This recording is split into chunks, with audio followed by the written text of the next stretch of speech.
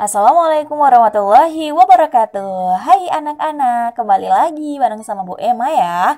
Kali ini kita akan belajar di tema 5, subtema 4 ya di pembelajaran yang kedua. Tanda-tanda datangnya musim hujan itu makin terlihat. Cuaca hujan dan berangin lebih sering terjadi. Penduduk desa sedang bersiap-siap menghadapi musim hujan. Kepala desa meminta warga untuk berkumpul di balai desa pada pukul 8 pagi. Kepala desa pun memberikan pengumuman. Semua warga akan melakukan kerja bakti pada hari Minggu. Kerja bakti dilakukan agar saat musim hujan tidak terjadi banjir di desa mereka. Ada beberapa pekerjaan yang bisa dilakukan saat kerja bakti. Contohnya nih anak-anak, membersihkan saluran air dan bantaran sungai, menebang cabang pohon yang lebat agar tidak tumbang, membersihkan sampah di jalan desa.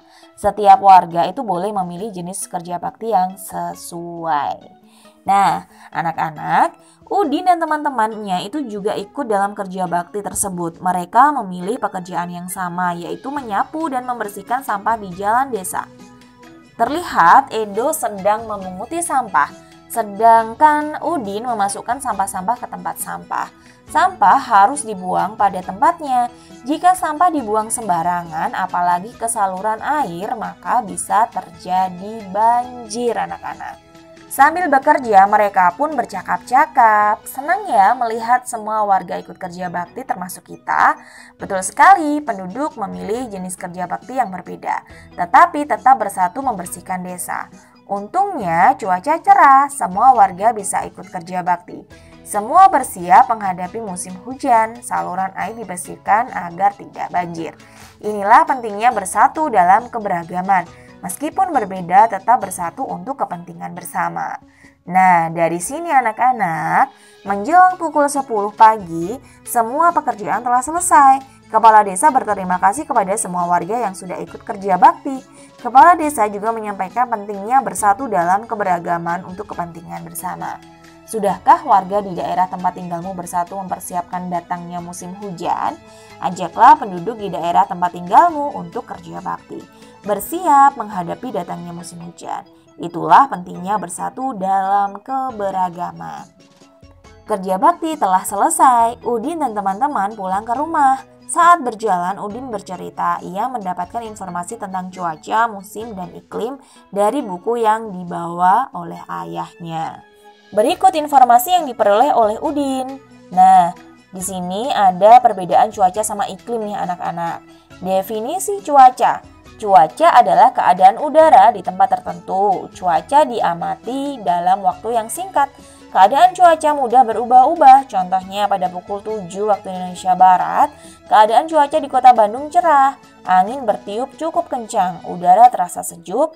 Akan tetapi pada pukul 14 waktu Indonesia Barat, keadaan cuacanya berubah. Udara makin panas dan angin bertiup tidak terlalu kencang. Untuk definisi iklim. Iklim merupakan keadaan cuaca pada suatu daerah yang luas.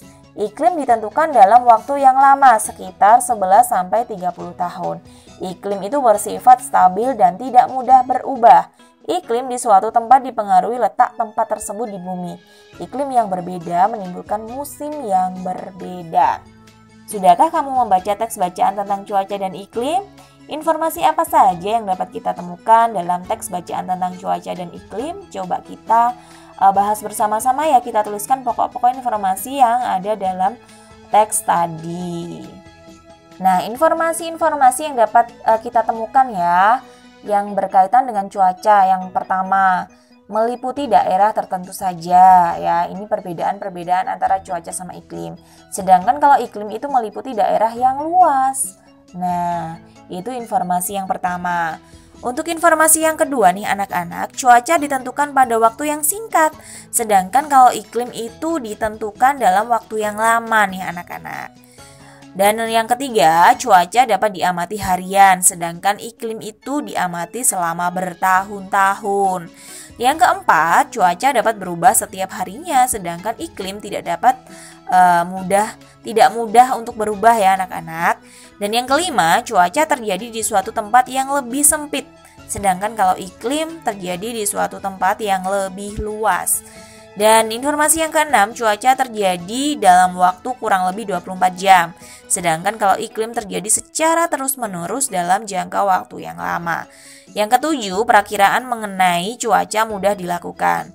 Dan sedangkan iklim di sini, perakiraan mengenai iklim itu lebih sulit dilakukan. Itu adalah informasi-informasi yang terdapat dalam bacaan ya terkait dengan cuaca sama iklim. Ini bisa kita simpulkan ya, keduanya ini merupakan perbedaan ya. Jika kita lihat itu, ini adalah perbedaan antara cuaca sama iklim anak-anak.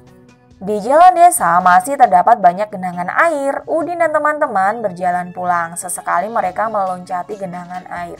Terkadang loncatan mereka meleset sehingga kaki mereka basah. Udin melihat cara Beni meloncati genangan air.